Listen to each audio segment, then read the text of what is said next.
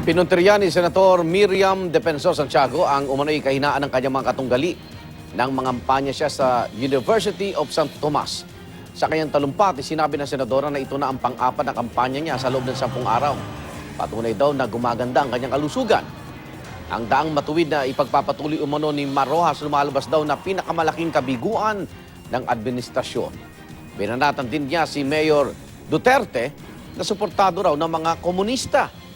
At maging si Senator Grace Poe na sinusuporta naman daw ng Amerika. Nagbabala rin siya sa mga estudyante laban sa vote buying ngayong halalan. Bakit ang mga tumatakbo pagka-presidente, mga intellectually bankrupt? Pinangakuan tayo ng matuwid na daan.